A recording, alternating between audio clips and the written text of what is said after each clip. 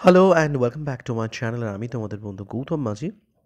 যে সমস্ত ছাত্রছাত্রীরা কলকাতা বিশ্ববিদ্যালয়ে পড়াশোনা করছো এবং যারা সেমিস্টার 5 এর পরীক্ষা দিতে চলেছো আগামী 30 তারিখ থেকে, তাদের উদ্দেশ্যে বক্তব্য যে অনেকেই আছো যারা এখনও পর্যন্ত ফর্ম ফিল আপ করোনি। তো কলকাতা বিশ্ববিদ্যালয়ে অলরেডি একটা ফর্ম ফিল আপের এক্সটেনশন দিয়েছিল, সেটা 15ই জানুয়ারি নোটিশ করেছে এবং সেই ফর্ম ফিল আপ শুরু হয়েছে কিন্তু আজ থেকে, অর্থাৎ 18 তারিখ থেকে কিন্তু সেই ফর্ম ফিল আপ শুরু হয়েছে এবং চলবে 20 তারিখ পর্যন্ত।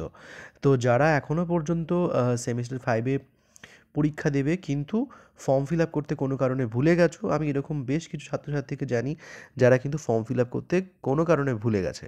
তো যারা ভুলে গেছো এবং যারা ভাবছো যে পরীক্ষা দিতে পারবে না, কোনো সমস্যা হচ্ছে, তারা কিন্তু এই সুবর্ণ সুযোগটাকে একেবারে ছাড়বে না।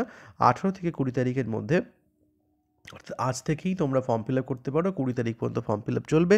এই 3 দিন সুযোগ বিশ্ববিদ্যালয় দিয়েছে। তাই দেরি না করে ফর্ম ফিল আপটা অবশ্যই করে, বাকি প্রসেস তো তোমরা জানো, যে ফর্ম ফিল আপ করে ফর্মের প্রিন্ট আউট কপি নিয়ে সেই কপিটাকে নিয়ে কলেজে জমা দেওয়া রিকুইজিট ফিস দিয়ে। আর অ্যাডমিট কার্ড ডাউনলোড করা যাবে 27 তারিখ থেকে। আহ, সেটা কলেজ করবে।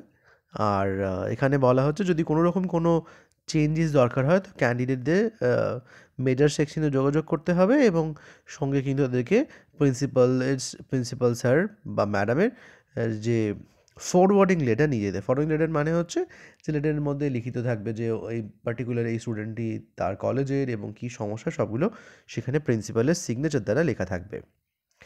সো এই হচ্ছে বিষয়, অর্থাৎ মোস্ট ইম্পর্ট্যান্ট থিং হচ্ছে যে যারা এখনও পর্যন্ত ফর্ম ফিল আপ করনি তাদের ফর্ম ফিল আপ করার সুযোগ বিশ্ববিদ্যালয় দিয়েছে। সেই ফর্ম ফিল আপ আজকে থেকে শুরু হয়েছে এবং 20 তারিখ পর্যন্ত চলবে।